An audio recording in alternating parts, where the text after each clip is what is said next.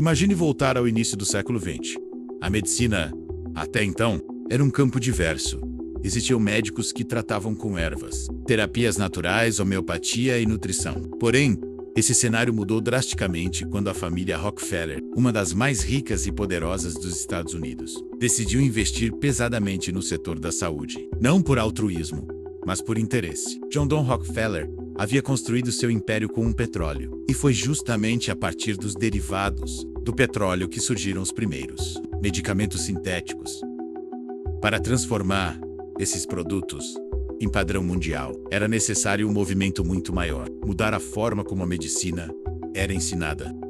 Financiamentos milionários foram direcionados para universidades de medicina, hospitais e instituições de pesquisa. Mas havia uma condição: todo o currículo deveria ser padronizado de acordo com a visão farmacológica e alopática. Esse movimento ficou conhecido como o Relatório Flexner, publicado em 1910, que literalmente redesenhou o ensino médico. Práticas milenares como a fitoterapia, nutrição preventiva e métodos integrativos foram descreditadas, classificadas como pseudociência e banidas das universidades. Com isso, os médicos passaram a ser formados dentro de um modelo que priorizava diagnósticos rápidos e soluções químicas, ou seja, a prescrição de remédios. Quem financiava as universidades? As fundações Rockefeller e Carnegie. Quem lucrava com a venda dos medicamentos feitos a partir de petróleo? As mesmas famílias que ditavam as regras do ensino médico. Estava criada a base do complexo médico industrial, mas o plano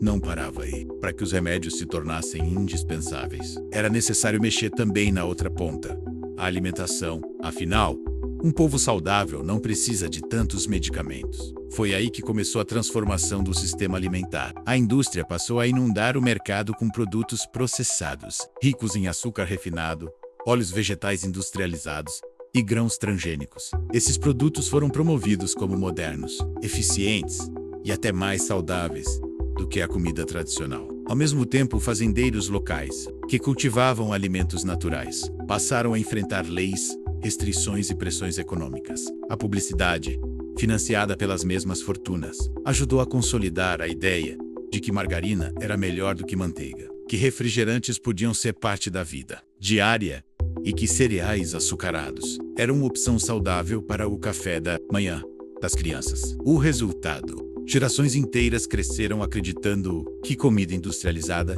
era sinônimo de progresso. Os índices de obesidade, diabetes, câncer e doenças cardiovasculares disparavam.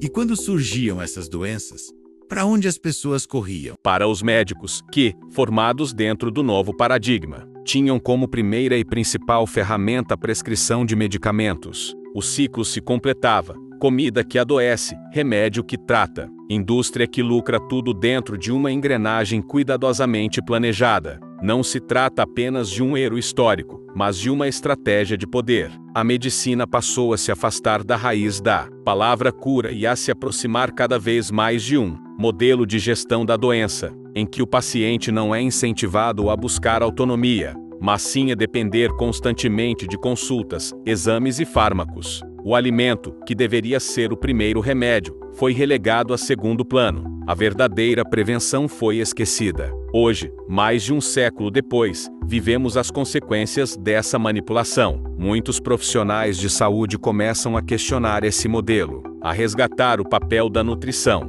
do estilo de vida, das práticas integrativas. Mas a resistência é grande. Gigantes farmacêuticas e alimentícias ainda financiam pesquisas, patrocinam congressos médicos e influenciam diretrizes de saúde pública. É o mesmo jogo, com novos atores. A grande reflexão que precisamos fazer é: quanto do que acreditamos sobre saúde e alimentação realmente nasceu da ciência, e quanto foi moldado por interesses econômicos? Será que estamos doentes porque a natureza falhou, ou porque fomos educados a consumir produtos que nos enfraquecem, para depois depender de uma indústria que lucra com nossa fragilidade? A história da família Rockefeller e do complexo médico industrial não é apenas sobre o passado, é sobre o presente em que vivemos. Reconhecer essa manipulação é o primeiro passo para recuperar nossa autonomia, sair da Matrix, voltar a enxergar o alimento como cura, a natureza como aliada e a saúde como algo que pode